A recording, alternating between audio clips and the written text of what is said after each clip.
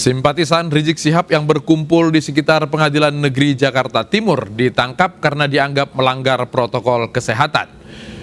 Kumpulan simpatisan ini awalnya berkumpul di sekitar taman yang tak jauh dari Pengadilan Negeri Jakarta Timur.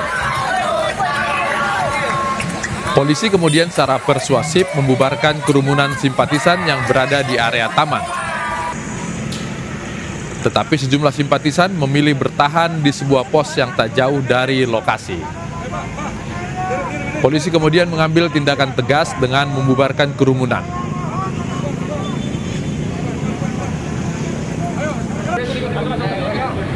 Sebelas orang simpatisan kemudian diamankan dan dibawa ke Mapolres Metro Jakarta Timur untuk dites swab.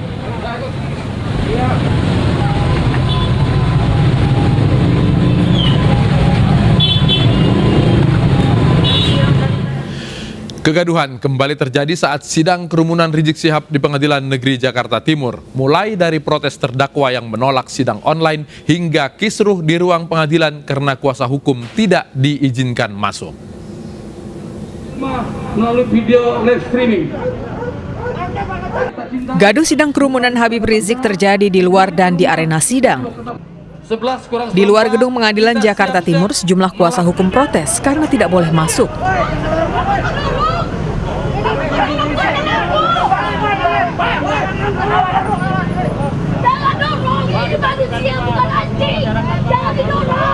Penyebaran COVID-19. Ricuh di luar tak kalah dengan di ruang persidangan.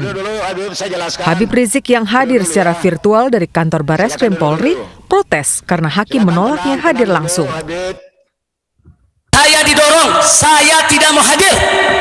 Ya, baik. Sampaikan ke majelis hakim, saya tidak ridho dunia akhirat. Ya. Dipaksa, didorong, dihinakan. Ya. Makasih. Silakan duduk dulu, saya jelaskan Habib. Sini. Silakan duduk dulu, saya ingin jelaskan Habib. Ya, kami dari majelis hakim. Silakan duduk dulu, saya jelaskan. Saat Habib Rizik protes, jaksa penuntut malah meminta hakim mengusirnya dari ruang pengadilan karena tidak menghormati jalannya persidangan.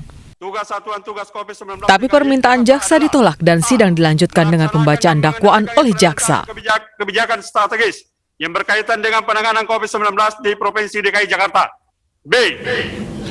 Tidak menghormati persidangan sehingga kemudian Rizik Syihab dikeluarkan dari ruang sidang. Apa sebenarnya yang terjadi? Sudah ada kuasa hukum HRS Novel Bamukmin bersama saya di studio, dan di secara daring hadir Pak Chodri Sitompul, pengamat hukum dari Universitas Indonesia. Selamat malam Pak Novel. Selamat malam, assalamualaikum warahmatullahi wabarakatuh. Selamat malam Pak Chodri.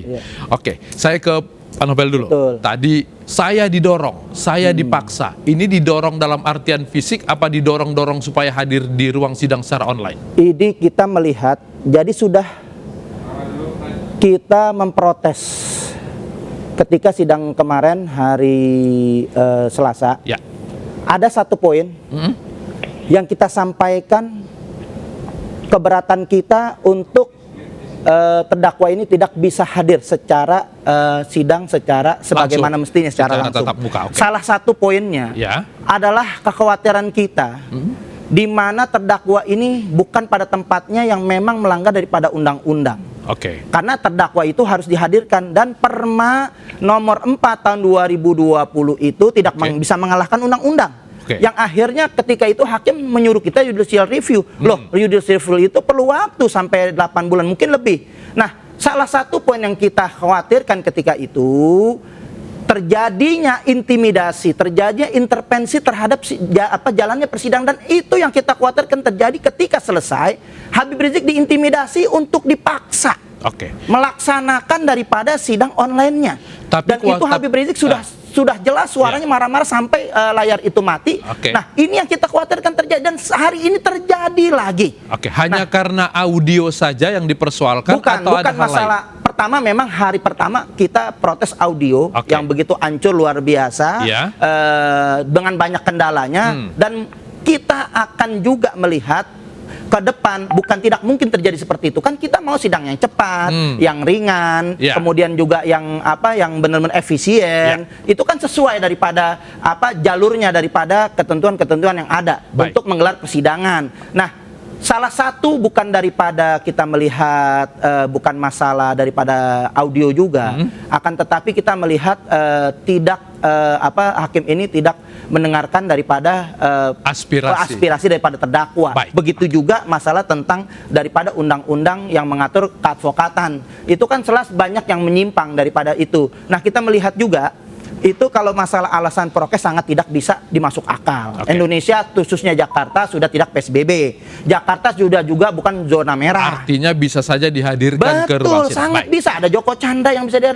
Napoleon Bonaparte. Oke, baik. Dan Ya. kalau kerumunan Jokowi lebih berkerumun. Ya, ya. Dan sampai saat ini pun di pengadilan itu sendiri kita ada 40 orang, puluhan orang kita. Artinya, artinya ada kuasa 8 orang. hukum rame-rame kenapa Rame, boleh, pengunjung kenapa rame-rame. terdakwa tidak boleh gitu ya? Keluar polisi, Oke. ratusan polisi. Baik. Begitu juga kalau kita sholat Ya. zuhur atau asar di pengadilan itu, di musola atau di masjid, itu Rame. terjadi kerumunan juga sama. Kenapa- Bubarin aja itu yang ada di masjid, yang di kenapa musola. terdakwa tidak hadir gitu Padahal ya? Habib Rizik justru paling jauh di tengah-tengah. Oke, baik. Paling jauh jaraknya. Dan Baik, Habib Pak Rizik Novel. datang pun sudah nanti mungkin dites, ya kan, dites Swab segala swab macam, segala. ya. Ya. Artinya lebih terjamin. Ya, oke. Nah, ini yang kita yang kita dituntut oleh Pak betul Novel. kita Oke, minta baik. kepada pengadilan untuk bisa secara adil Ya, ya. menghadirkan Saya ke Habib Pak Rizik. Chaudhry dulu Betul. ya. Pak Chaudhry, Perma 2020 merupakan terobosan mencegah penularan COVID-19. Tapi undang-undang katanya harus menghadirkan. Bagaimana kemudian mencari titik temunya itu? Pertama-tama Perma 4 tahun 2020 itu bukan karena pandemi. Itu karena melaksanakan program dari Mahkamah Agung itu sendiri yang tertuang di dalam cetak biru Mahkamah Agung ya tahun blueprint 2010 sampai 2035 yang ingin menuju ke peradilan modern. Nah, Oke. di tahun 2019 Mahkamah Agung juga sudah mengeluarkan perma, Oke. ya kan, untuk mengenai peradilan online untuk perkara perdata, peradilan agama dan ditun. Nah, jadi Artinya itu- secara presiden sidang online ini sudah sering terjadi Pak Chaudhry? banyak, iya. Oke. Nah, baru saya kira bulan September tahun 2020 lalu, Mahkamah Agung mengeluarkan keputusan Perma yang nomor 4 tahun 2020 itu yang menyatakan bahwa itu mengikuti persidangan elektronik di dalam perkara perdata agama dan tun tadi, ya kan. Jadi itu Perma itu bukan karena Pandemi alasan saja? pandemi, bukan. Oke, ya. Ya. Kalau Nah, protes tadi kemudian- ya. kuasa hukum yang katanya undang-undang sebetulnya mengharuskan hadir, itu bagaimana? Jadi di dalam KUHP itu ada azas bahwa perkara pidana itu harus dihadirkan terdakwa. Jadi ada larangan in absentia. Oke. Nah, yang menjadi masalah apakah persidangan secara online itu in absentia atau tidak? In absentia itu adalah kalau terdakwanya tidak ada, ya, artinya entah lari atau bermacam-macam alasan, bahwa yang penting bahwa terdakwanya secara fisik itu tidak ada penguasaan di penuntut umum. Nah, sekarang kalau di dalam perkara pidana yang secara online, secara hakikat itu sebenarnya adalah ada hadirnya terdakwa. Hanya tempat dari terdakwa itu tidak di ruang sidang Baik. sebagai manik. Oke, baik. Pak Ya. Novel, artinya sebetulnya kalaupun secara online, undang-undang sudah menyebutkan bahwa terdakwa itu hadir. Bagaimana ini? Jadi kan kita melihat ini faktor daripada realita yang ada. Oke. Begitu. Karena ada perbandingan jurisprudensi yang sudah terjadi. Dengan di situ kita Napoleon minta dan Joko Chandra. Betul. Oke. Kecuali benar-benar tidak ada. Mungkin kita mau beda yang dengan yang lain, tapi ini tidak. Tapi ini ada Napoleon, ada kemudian juga Joko Chandra. Apa bedanya dengan Oke. justru yang dihadirkan Habib Rizik ini, yang justru kasusnya sendiri dengan kerumunan ini adalah suatu tindakan diskriminasi terhadap hukum. Alasan majelis hakim untuk tidak menghadirkan itu apa? Apakah hanya pandemi atau ada yang disebutkan? yang kemarin kita hadir, alasannya salah satunya adalah pandemi. Dan kita sudah sampaikan berbagai macam argumen yang betul-betul terjadi pada sidang-sidangnya, kemudian juga terjadi realita yang ada itu kita sudah sampaikan. Akan tetapi berkali-kali kita sudah sampaikan, hakim menolak, dan padahal itu hak daripada terdakwa, dan kita sebagai kliennya menjaga hak-hak daripada terdakwa untuk hak-haknya ini dijalankan, jangan sampai diabaikan dengan begitu gitu. Karena kita melihat ini adalah faktor ketidakadilan yang memang sudah luar biasa. Kepentingan politik ada unsur politik begitu. Saya tanya ke Pak Chaudhry ya. Kalau unsur hukum sudah terpenuhi, kalau Pak Chaudhry, kalau terdakwa ini terus tidak hadir dan menolak online, apakah itu kemudian nanti bisa sidang dilanjutkan dengan in absentia?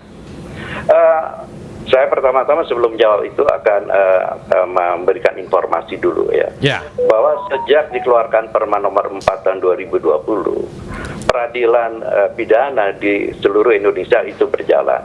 Khususnya kalau kita lihat data di Pengadilan Jakarta Timur, itu juga saya kira puluhan perkara pidana yang diperiksa secara online. Jadi bukan perkara Habib Rizik ini aja yang baru online, banyak saya kira ya, apalagi di pengadilan-pengadilan yang lain. Nah, sekarang pertanyaan berikutnya, kalau seandainya terdakwa Habib Rizik itu tidak mau persidangan, itu akan mengacu kepada lex generalisnya, ya, itu mengacu kepada KUHP dan turunan-turunannya. Nah, petugas atau pihak yang bertanggung jawab untuk menghadirkan terdakwa di persidangan itu adalah jaksa penuntut umum. Nah, sedangkan hakim itu menjaga ketertiban persidangan. Nah, andai kata kalau di dalam persidangan perkara yang lain, kalau terdakwanya tidak mau datang menghadiri persidangan, itu bisa dipaksa untuk menghadiri sidang, karena pada prinsipnya terdakwa itu bukan in absentia, ya kan? Nah, kalau misalnya pemaksaan itu bukan berarti melanggar undang-undang, karena memang kewenangannya penuntut umum untuk menghadirkan, karena itu perintah dari majelis kepada penuntut umum. Baik, Pak Chaudhry. Ya, Pak Novel, kalau misalnya nanti menolak terus, kemudian apakah tidak itu justru merugikan klien Anda? Jadi untuk kita melihat hakim ini punya hak paksa untuk menghadirkan terdakwa, dan itu tidak dijelaskan pasal 145 itu yang memang belum ada secara online atau secara offline. Kalau hanya hadir secara online? Kalau kita justru mendukung hakim untuk terdakwa dihadirkan paksa di tempat persidangan sesuai Undang-Undang KUHP yang pasal 145 itu berbunyi untuk menghadirkan paksa terdakwa, yaitu dipaksa dihadir untuk di persidangan. Tapi tadi kata Pak Chaudhry online sudah memenuhi kaidah. Betul. Akan tetapi banyak kendala. Hati-hati. Online ini banyak kendala.